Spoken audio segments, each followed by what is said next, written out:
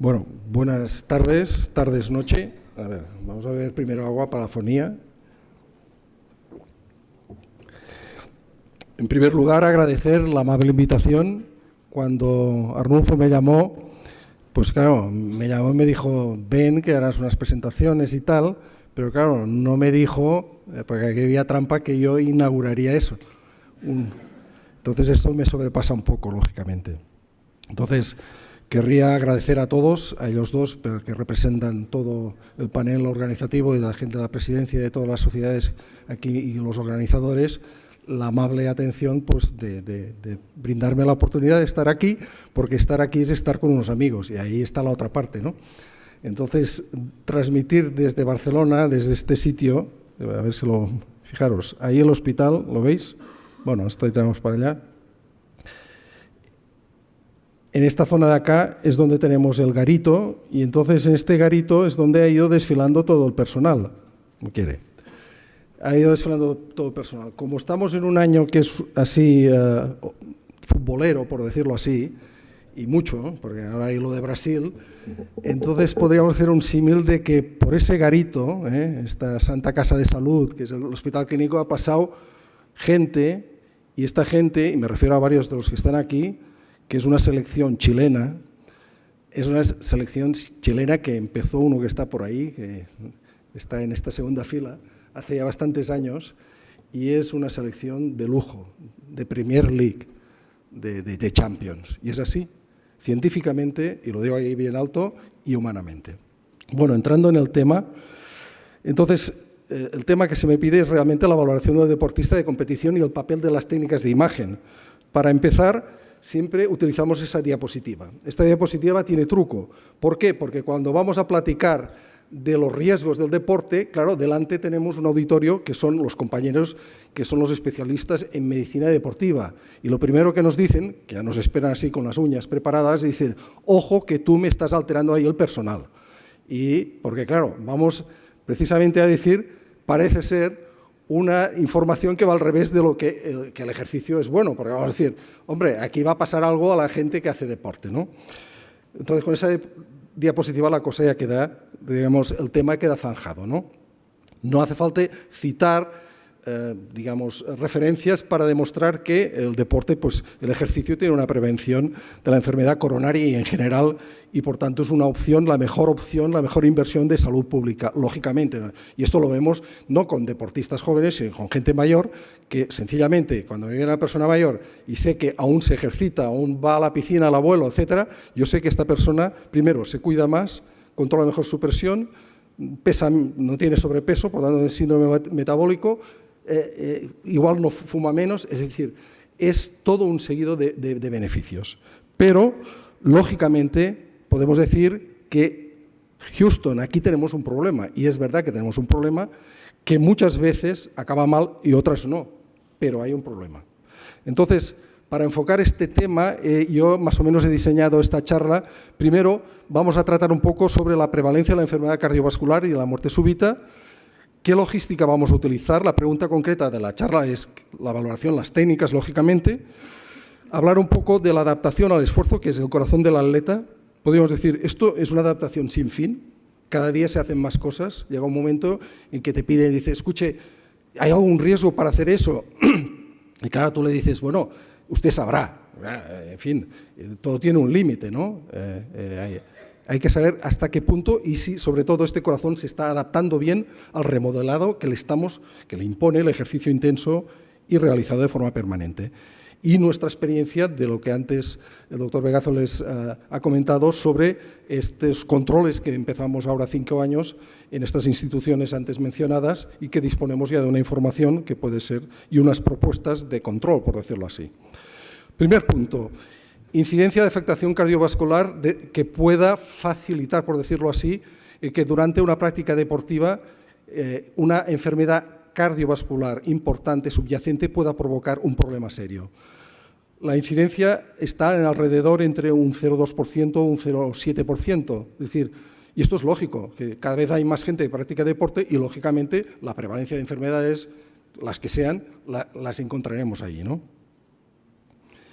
Muerte súbita. La muerte súbita es una causa muy rara dentro del deportista, pero el problema es que es muy mediático y tiene este efecto de que se reproduce, es decir, si algo le pasa al señor Alexis, por decirlo así, esto nos enteramos todos, en cambio si pasa cualquiera que está pasando por ahí, por la calle, no se entera nadie. Es decir, esta repercusión mediática, sobre todo porque rompe un cliché clarísimo y es persona joven, sana, es la, vamos a decir, en términos del Marqués de Coubertin, es el sano, el más rápido, el más alto, el que lo hace más bien, y encima puede ser el guaperas de turno o la guaperas, lo que sea. Entonces, esta persona se muere, es decir, pues resulta que no estaba tan sana, evidentemente. Es decir, esto tiene un impacto muy importante, aunque es cierto de que la muerte súbita en el deporte es infrecuente, gracias a Dios, es muy infrecuente. Entonces la vamos a estimar más o menos en unas cifras que van alrededor de un 0, digamos casi un 1 hasta un 2,3, 2,6, el promedio es 2,3, por 100.000 practicantes deportistas al año. El tema es el enfoque de la exploración de las técnicas que se han de utilizar para detectar esta enfermedad subyacente y así poder prevenir la enfermedad en forma de una muerte súbita como primera manifestación, viene en parte por las enseñanzas que nos ha brindado digamos, el plan que se adoptó por una decisión política de la forma de organizar digamos, los estudios sobre deportistas en esta región de Italia, que es una región que es del Véneto, que son aproximadamente 4,5 millones de habitantes, que por ley se hizo que desde principios de los años 70 se tenía que practicar, antes de federar un deportista, pues tener un registro electrocardiográfico y una exploración. En base a eso, y siguiendo los años, este grupo italiano ha tenido esta información con unos datos que no se tenían en otros sitios y han sido la base sobre la cual ha pivotado toda la información que ha sido adaptada posteriormente, sobre todo por la parte de la sociedad europea y sociedades internacionales de deporte. El tema es que durante por ejemplo, una de las primeras presentaciones que el grupo de Corrado hace en 2003 sobre un reclutamiento del 79 hasta el 99, detecta 300 muertes súbitas. De estas 300 muertes súbitas, 55 pasan en atletas de menos de 35 años y 245 en no atletas. Cuando miramos las causas no cardiovasculares, entonces lo que encontramos, que es la parte de la derecha, vamos a ver si sale entonces, acá, vemos que no hay diferencias entre los dos grupos. En cambio, a la izquierda, vemos que la muerte súbita, cuando es causa cardiovascular, es más frecuente, 2,5 veces en el grupo de sujetos que estaban practicando deporte. Entonces, ¿qué podemos decir de eso? ¿Qué es realmente causal o casual? Realmente es un factor predisponente. Estas personas tienen una alteración que el esfuerzo intenso, llegando al límite de la adaptación, puede provocar un problema serio, súbito, cardiovascular. Bien, ¿cuáles son los hallazgos en personas que han sufrido muerte súbita de enfermedad subyacente? Esta es la serie americana del Dr. Mayron, que es un reclutaje de un periodo de estudios entre el 94 y el 2008, y es sobre 1.980 deportistas. Entonces, lo que podemos ver aquí es que la causa más frecuente en América, o al menos en los registros, y que alcanza un 36%, es la hipertrofia. Entendiendo por hipertrofia, y vamos a poner el número 1, 2 y 3, que son los 3 primeros, los que estarían subiendo en el podium, es la miocardiopatía hipertrófica. Es la que se lleva la palma, es the winner, es el número 1. Le sigue las anomalías de las arterias coronarias y luego todo este pool, digamos, de hipertrofia, miocardiopatía, etc. Le sigue miocarditis, displasia ritmogénica, alteraciones de las canalopatías, bueno, tenéis puente miocárdico, la cardiopatía isquémica, ruptura aórtica, etc. Esto varía de unos sitios a otros, por ejemplo, en Italia, el ganador de esta clasificación así nefasta es la displasia ritmogénica. Esto depende de la prevalencia en en las zonas o regiones, probablemente en el Véneto respecto a zonas de América, que predomine más una enfermedad u otra.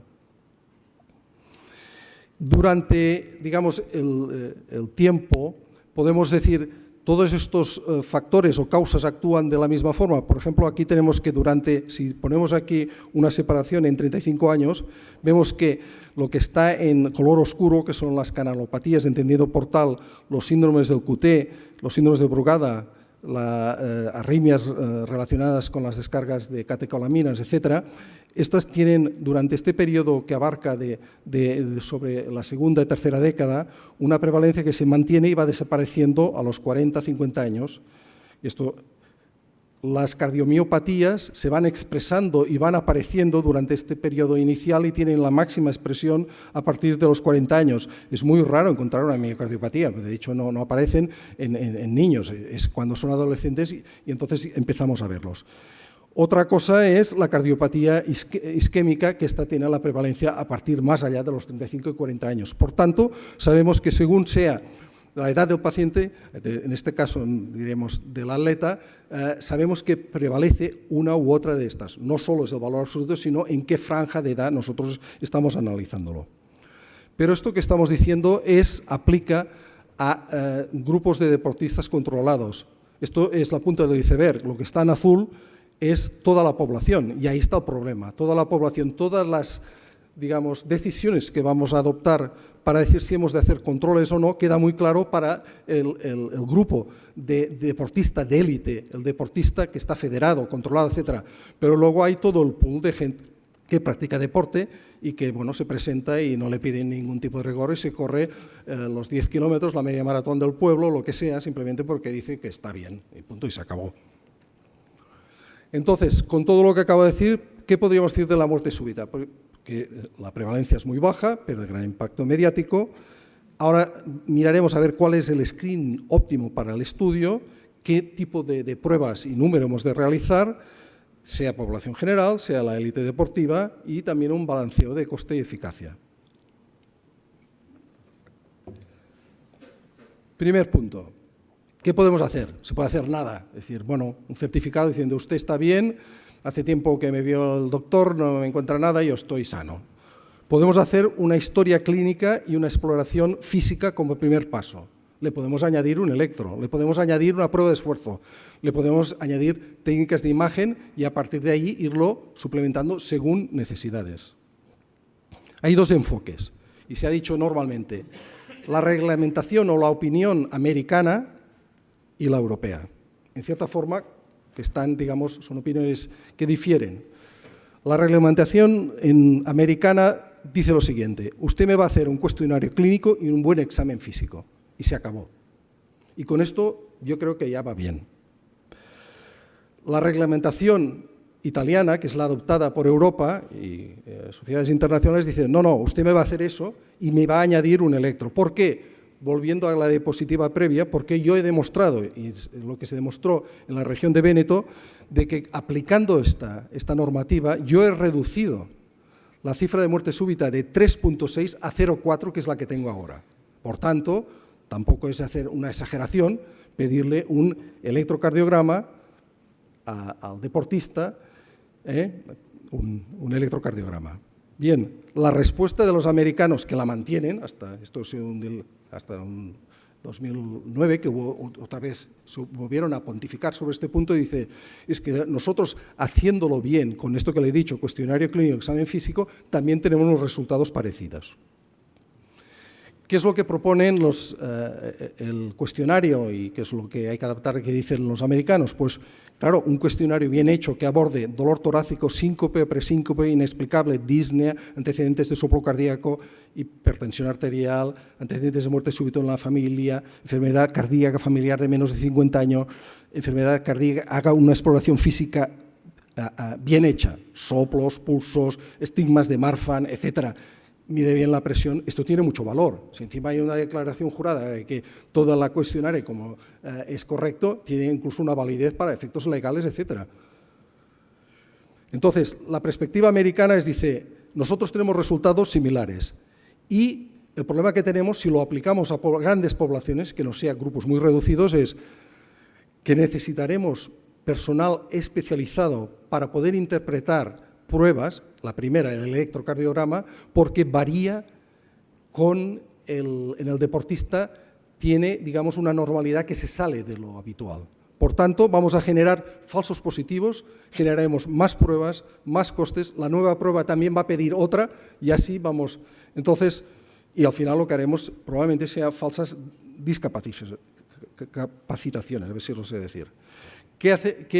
Por otra parte, el valor del eco? Pues podremos añadir sensibilidad diagnóstica, vamos a detectar patologías potencialmente letales que por una exploración no la podremos detectar, miocardiopatía, displasia, Wolf, canalopatías, alteraciones del ritmo, etc. Hay estudios que han dicho, incluso han valorado el número de vidas por 1.000 atletas que nosotros podemos salvar. Hay estudios de coste-efectividad para todos los gustos, ¿no? Tenemos aquí 3 ejemplos, una alteraciones de la repolarización, ya nos da una pista si podemos ir para estudios ulteriores, QT largo, corto, Brugada, etc. Pero tenemos problemas, evidentemente, tenemos problemas, baja especificidad con el electrocardiograma, los criterios de hipertrofia fallan y lo vemos habitualmente, en críos siempre vienen con el diagnóstico de hipertrofia, luego no la tienen, etcétera, y lo que hemos acabado de comentar, incremento de pruebas adicionales, etcétera. El electrocardiograma debemos tener claro que hay una serie de alteraciones que son típicas del entrenamiento y que lo tienen, y que, dicho de otra forma, si no lo tienen es que entrenan poco, es decir, que vamos mal, ¿no? Entonces, es la bradicardia sinusal. Lógicamente, hay un tono vagal aumentado, podemos tener bloqueos de primer grado, incluso móviles con Benkeback, bloqueo incompleto de rama derecha, pequeñitos, repolarización precoz, hipertrofia ventricular, que luego vemos que no hay grosores normales, y nosotros que estamos viendo deporte, digamos, de base de críos muy pequeños, incluso patrones infantiles que aún no han cambiado porque están casi preadolescentes y que parece que tengan, pues en precordiales derechas, un patrón de displasia rimogénica like. Lo que está claro es que hay una serie de alteraciones que son de la repolarización, ondas Q, criterios de crecimiento auricular, los bloqueos, semibloqueos, etcétera, que esto ya nos están diciendo que hay una patología, aunque es cierto que hay una serie de alteraciones que hay una gran variabilidad con la raza. La raza afroasiáticos de raza negra tienen alteraciones y otros cambios mucho más acentuados que no la raza blanca. Finalmente, presencia de extrasistolia ventricular, hipertrofia derecha, bueno, evidentemente, Wolf, Parkinson, White, alteraciones del QT, Brugadas, presencia de arritmias y, sobre todo, cualquiera de estos cambios que se produzcan con el esfuerzo, esto tiene un valor definitivo. No sabremos de dónde viene, pero si hay una arritmia que se induce con el esfuerzo, el atleta ha de parar. Quieto, parado y esperamos, lógicamente. ¿Por qué hemos de suplementar o qué ventajas o qué beneficios las técnicas de imagen? Pues una de las explicaciones más fáciles es, ya que las entidades más frecuentes relacionadas con muerte súbita tienen un fenotipo que aparece que lo detectamos con las técnicas de imagen, pues las vamos a hacer y sabremos si está o no. Pero esto nos puede proporcionar otras, digamos, información. Ver los cambios adaptativos del corazón al entrenamiento, es decir, el corazón del atleta, cómo se va adaptando y si hace este remodelado adecuadamente o no. Informar de aspectos no diagnósticos o no diagnosticados por el electrocardiograma, las valvulopatías. Podemos hacer un soplo, pero no podemos valorarlo adecuadamente. No nos enteramos de la patología aórtica. Yo no sé si aquella persona tiene una raíz aórtica de 43 de 2 o tiene un aneurisma de la aorta ascendente porque tiene una válvula bicúspide que casi es normofuncionante, pero tiene mucha afectación, mucha ortopatía. Detectar malformaciones y lesiones coronarias. Esto es una sistemática porque uno de los problemas que me encontré es decir, ¿cuál era el número 2 del ranking aquel de la muerte súbita? El origen anómalo de las coronarias. Y el segundo, no lo pilla nadie, es decir, ni lo detectamos, ni lo vamos a ver. Lógicamente, persona joven o críos que tienen una ventana acústica muy buena, puedes mirarle el origen de las coronarias en un porcentaje altísimo, que llega hasta un 90 o 95%. Y sabes si salen del origen correcto. Y esto es una información muy importante. Finalmente, la secuela de daño miocárdico con la detección de fibrosis como potencial foco o explicación de arritmias. Resonancia magnética. Bueno, esta es otra técnica que la tenemos, la guardamos debajo de la manga porque sabemos que es la técnica gold standard en el estudio de la anatomía funcional del corazón. Por tanto, ¿cuándo la utilizamos? Para confirmar los datos ecocardiográficos Sobre todo en estos sitios límite, cuando nos plantean dudas, formas inusuales de hipertrofia, no tenemos una ventana acústica adecuada, aunque suelen tenerla buena, etc. Otro punto importantísimo es la valoración del ventrículo derecho. El ventrículo derecho es como una teja rara que está abrazando al otro y tal, y que, bueno, mirarlo, pues sabemos que siempre salimos trasquilados en las valoraciones del ventrículo derecho, que es muy difícil. Ahí tenemos resonancia magnética, la anatomía tenemos resonancia magnética, pero mejor al TAC. Y finalmente la caracterización tisular, es decir, las secuencias que nos permiten ver edema y fibrosis mediante el realce tardío de gadolinio y, por tanto, si existe un sustrato anatómico que sea, digamos, que facilite la presencia de arritmias. Vamos a entrar, primer punto, hipertrofia. Como podéis ver, hay la línea de puntos roja. La mayor parte de los atletas no sobrepasan este valor de los 12 milímetros. Pero esto no aplica de forma distinta para blancos y negros.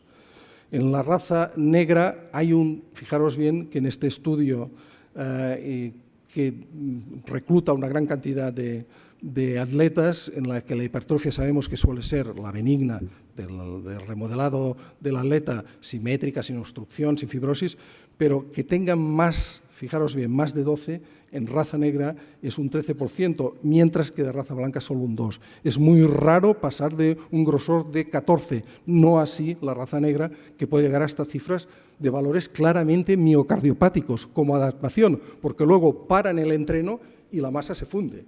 Y esto es así. Esto se ha podido complementar además con los estudios mediante de Doppler tisular y de deformación, ¿no? Las velocidades y hacer diagnóstico diferencial. De esto hay una casuística y una realmente información muy amplia de los últimos 10 años a base de ver las velocidades que los patrones de los miocardiopáticos, de las cardiopatías hipertensivas importantes, pues tienen alterado, y se han podido establecer los límites, los cutoff, sobre los cuales por encima o por debajo tenemos con una gran sensibilidad y especificidad diferenciar ambas formas de si realmente es una hipertrofia benigna propia del atleta o bien es una miocardiopatía, lo mismo que los estudios con strain. Otro punto importante es, además de la hipertrofia, la no compactación miocárdica. Si ya es un problema no para el atleta, hacer el diagnóstico de miocardiopatía no compactada, tenemos varios criterios, el de Jenny, el de Ching, Stolberger, tenemos los criterios también aplicados entonces para resonancia magnética, que no es igual, unos lo medimos en telesístole, otro en telediástole, con todo este barullo, por decirlo así, encima aplicado en personas que sabemos que tienen aumento de la trabeculación. Entonces, esto aún dificulta, y tenemos chavales jóvenes que no tienen ninguna patología y que, si aplicas un criterio de Jenny, pues tiene, y es el estudio de Gatti, pues sale que 8% los diagnosticaría y que tiene un 18% de aumento de hipertrabeculación marcada. Pero una cosa sí parece clara, y que esto es más frecuente en negros y en deportes de resistencia, es que tienen pocas alteraciones. El que no tiene miocardiopatía no compactada, patología, por decir que es atleta, aunque tenga este aspecto, estos rasgos, tiene poca alteración de la repolarización, especialmente en la cara inferior. Es muy raro. Normalmente el atleta, en la zona esta no compactada, se mueve bien. Es decir, es otro de los puntos importantes, casi todos, y en estas zonas nunca hay realce. Estos son puntos que de vez en cuando hay que valorar, que realizarles una resonancia para aclarar este punto. Otro punto, tamaño. Este es el estudio de Abergel, ya clásico, sobre ciclistas que corrieron el Tour de Francia del 95 y luego del 98, y algunos que hicieron los dos. Aquí podéis ver que tenemos en abscisas lo que es el grosor, perdón, y en ordenadas el tamaño. En abscisas, fijaros bien que entre 13 y 15 tenemos un 8,3% de los ciclistas. No hay ninguno que tenga más de 15, pero hay un grupo importante, y viendo eso, normalmente son de raza blanca, o sea que esto supera un poco lo que habíamos dicho incluso antes. En cuanto al tamaño, si ponemos el límite en 60 para decir, bueno, esto ya es una dilatación, fijaros bien que por encima de 60 están el 51%, o sea, la mitad de los corredores del Tour 95-98 tenían una miocardiopatía dilatada. Bueno, pues sí, la tenían. Fijaros que 4 de ellos, y no sé el nombre, tienen un ventrículo de 70, más de 70. O sea, una señora, bien es verdad bien es verdad que estos son cifras no indexadas, pero bueno, los hay que incluso son pequeñitos, los que suben. Vete a saber cómo está distribuido esto acá. Lo que sí sabemos es que la hipertrofia, cuando se para el entreno, se reduce casi en su totalidad. No así la dilatación en personas que hacen el deporte de mucho tiempo de duración. ¿Qué pasa con la aorta? Otro tema. Pues fijaros que esto se parece bastante a lo que acabamos por tener un perfil similar. Si ponemos el punto de corte, fijaros bien, a partir de 40 para hombres que está en azul y a partir, bueno, al otro lado, de mujeres que está en rojo, en esta serie de Pelicia, que son 2.317 deportistas de alta competición, jóvenes, 25 años, 50-50 por decirlo así, 28 disciplinas deportivas, 28 olímpicos. Fijaros bien que tan solo un 1,3% tiene más de 40, de 4 centímetros, y en mujeres 0,9 más de 34. Fijaros que estos son cifras no indexadas, es decir, ya ni me lío con el indexarlas. No, simplemente es muy fácil, es decir, 40. Entonces, claro, pregunta al millón, es decir, pero usted me ha mirado si son de básquetbol, si son saltadores de altura o son enanitos que están haciendo personas muy pequeñas de gimnasia rítmica, por ejemplo. Fijaros, es un valor tal cual no indexado. Por tanto, fijaros bien que estas cifras se reproducen en estudios incluso ya previos. Esto es de Kinoshita, por ejemplo, raíz aórtica de más de 40 en jóvenes deportistas. Vemos que de esta serie de casi 2.000, solo 5, 0,26. Pero entonces Kinoshita dice, bien, pero yo voy a mirar lo que antes les he comentado. ¿Qué pasa con los de baloncesto, voleibol y altura? Pues subo a 1 casi, pero no paso de 1 y está sin indexar. Predominio, fenotipo Marfan-like, tipo de deporte de fuerza con componente estático y isométrico. Y esto ha generado un gran debate, porque siempre se ha dicho que una cosa es la de resistencia y de fondo y otro, el isométrico, de fuerza pura, poco desplazamiento. Si estas dos modalidades de deporte, que estaría en un extremo, por ejemplo, un fondista, un ciclista, por el otro lado, pues el de halterofilia o el remero, condicionan totalmente un remodelado distinto. Y ahí se ve que hay de todo. Es decir, que no es tan claro que unos harían más hipertrofia y tal, los otros más dilatación, no es tan claro, ni mucho menos. Entonces, esto que acabamos de comentar, de si realmente estas dos modalidades es lo que ha mirado para el tipo de tamaño, el estudio de Andrea, que confirma esta idea de que los deportistas de fuerza, estáticos, tienen valores superiores del tamaño aórtico comparado con los de resistencia dinámica, el fondista, el ciclista, etc.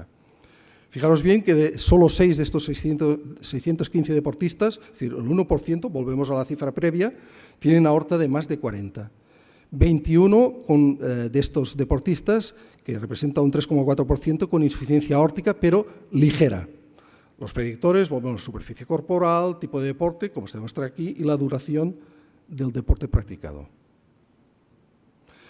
Otro de los puntos de interés, y aquí entramos en un sitio realmente fascinante, y entramos en el ventrículo derecho. Hasta ahora, toda la culpa y todos los estudios clásicos, hasta hace reciente 4 o 5 años, solo se estudiaba y se miraba el ventrículo derecho, como ocurre siempre en toda la medicina. El pobre ventrículo derecho, pues lo dejamos ahí de lado, es una cosa que además que es más delgada, que está trabajando en presiones más bajas y bueno, se tolera muy bien. Entonces, el problema es que cuando vamos a estudiar atletas de realmente una gran, que llevan de resistencia con muchas horas, por decirlo así, de vuelo, lo que solemos ver es que realmente tienen cavidades dilatadas, pero más el ventrículo derecho. Y algunos de ellos a veces nos plantean si realmente tienen como patrones de displasia-like. Es un ventrículo derecho, parece que está un poco hipocinético, pero claro, tú dices, probablemente esto tampoco debe ser malo, en el sentido de que la reserva contráctil, cuando está sin hacer el esfuerzo, igual que la bradicardia, pues ya le sirve, en aquel ventrículo tan enorme y poderoso, hacer un poco de contractilidad cada, no sé, 3 horas, por decirlo así, porque cuando duermen casi se ponen a 30 por minuto. En cambio, una persona que no se entrene, pues has de estar a expensas de tu taquicardia, que es la forma de compensarlo rápido. Puede ser eso así.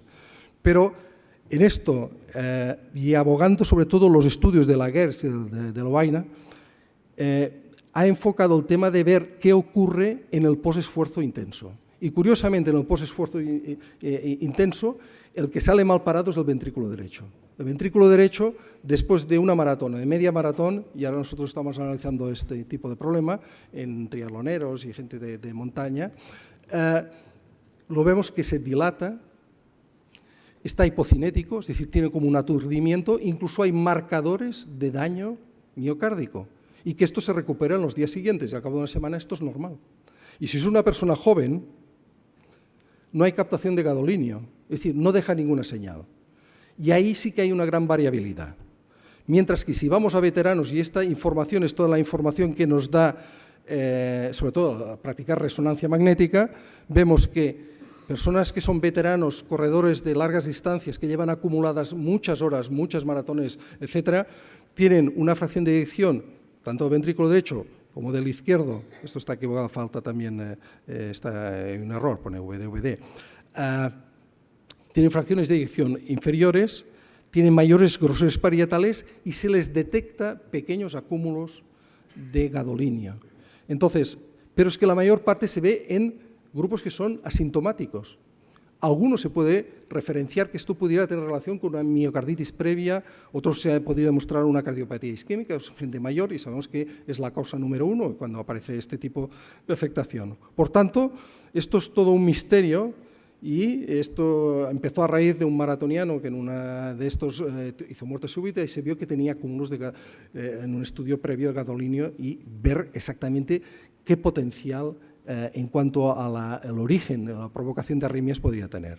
Por tanto, lo que sí sabemos es que gadolinio lo vamos a ver en gente veteranos relacionados con práctica deportiva prolongada, más que la propia edad, hay que tener la edad para correr muchos maratones, es la cantidad, digamos, de esfuerzo realizado, ¿no? Y sobre todo de ultra endurance, este tipo ya de carreras muy...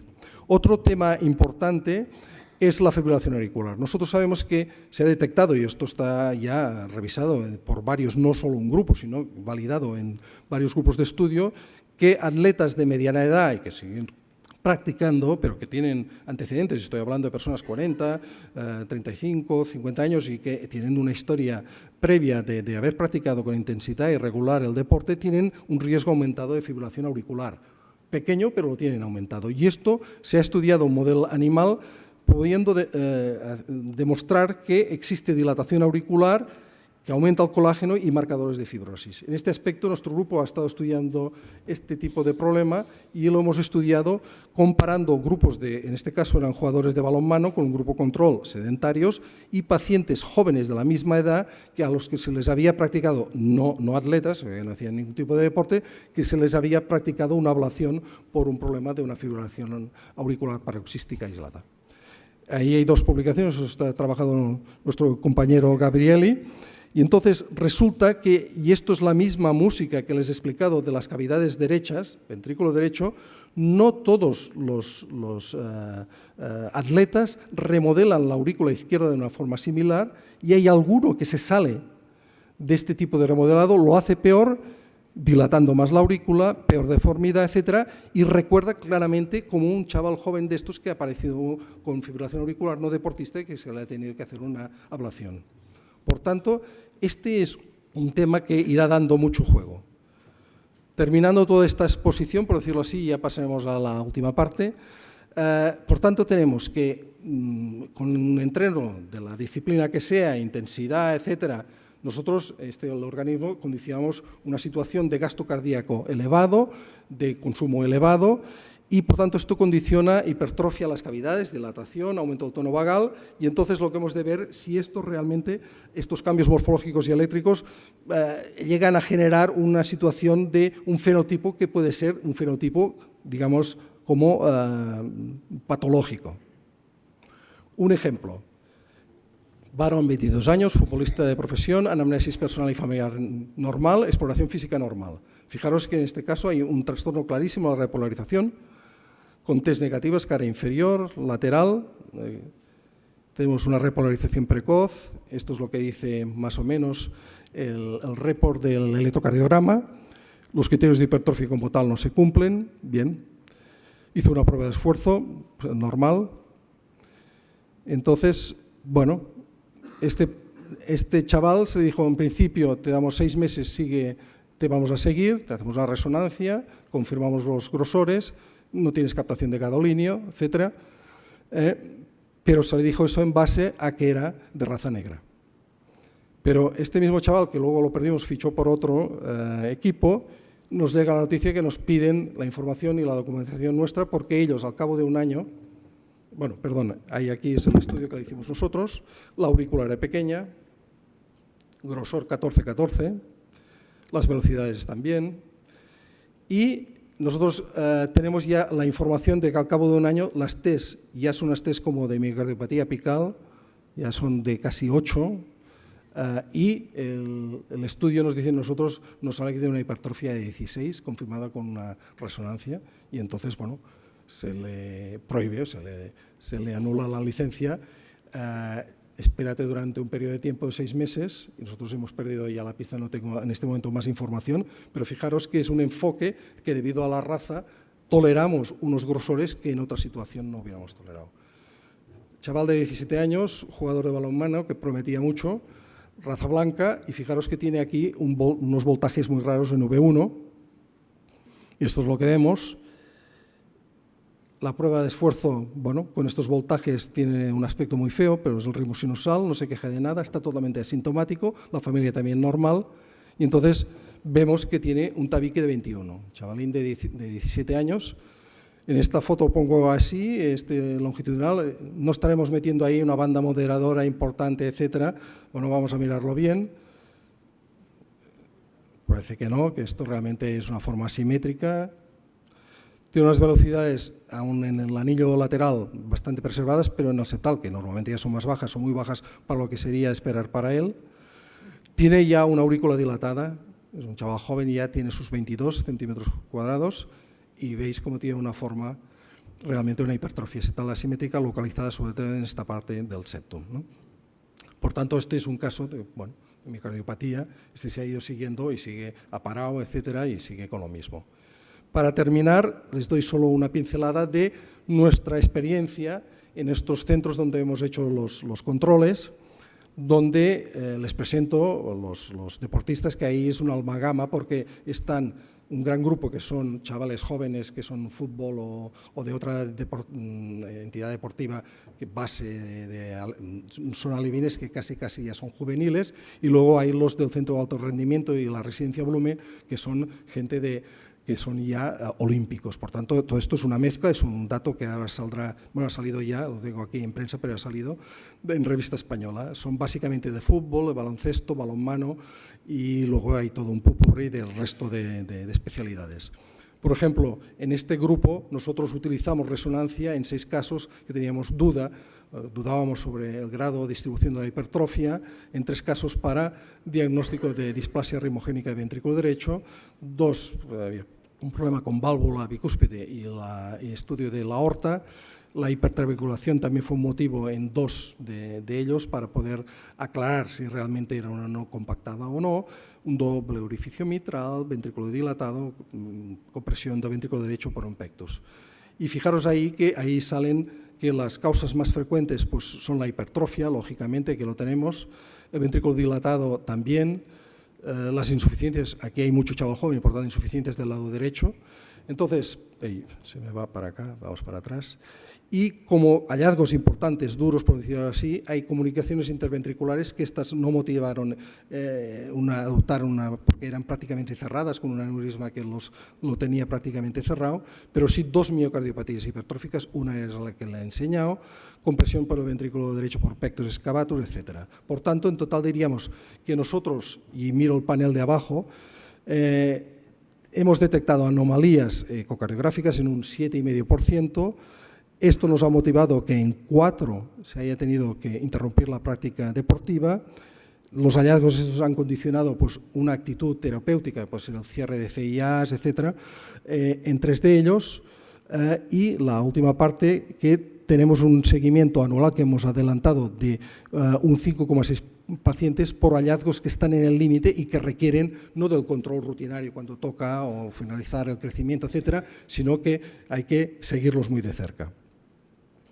La propuesta, y esta es la última, es Y esto se está debatiendo porque ahí va a haber el problema de esto se intenta aplicar para todo el deportista federado, no necesariamente de élite, en un gran club, etcétera, y por tanto esto aplicaría a una gran, digamos, franja de población, ¿no? Adoptar para lo que sería el deportista federado básica, por decirlo así, la normativa italiana, europea, que es la también ha adoptado COI, etcétera. Y para la evaluación, digamos, cardiovascular avanzada, que sería más en el ámbito del deportista profesional, más de 35 años, donde ya aparece cardiopatía isquémica y deportes de máximo riesgo, máxima exigencia, etcétera, en estos probablemente se debería hacer un estudio mucho más profundo. Esto es una propuesta que el problema que tiene, lógicamente, es el balance coste-efectividad y dónde aplicarlo. Evidentemente, esto se aplicará a los americanos y volviendo al principio, pueden decir que no le falta nada, pero seguro que en Los Ángeles Lakers les hacen de todo, hasta una biopsia hepática probablemente. Estamos hablando de un grupo poblacional amplio. Entonces, el problema y el debate está en cómo financiar eso. Agradecer a la doctora Vidal, doctora Sitch y doctor Pare, que son mis compañeros que están en el trabajo del día a día, y que detrás tenemos a los doctores Brugada y Mon, que son la parte de arritmología dentro del estudio de la muerte súbita. Recordar que ustedes están en un país muy lindo y que tienen todos los paisajes de arriba abajo que hay en este planeta que se llama Tierra, pero que en Barcelona, ahí donde estamos, tuvimos la suerte que hubo una gente que medio loca en su momento, que crearon lo del modernismo y que hicieron obras de artes como estas, o que en mi pueblo, que vivo cerca, Arnei también lo conoce, pues eso, tenemos la suerte de que dejaron encima de un castillo de la época de los romanos, un monasterio que no terminaron ayer, sino lo terminaron en el siglo XII, que es transición románico-gótico, con un claustro que podéis ver que es hermoso, sencillo, y es una maravilla. Muchas gracias.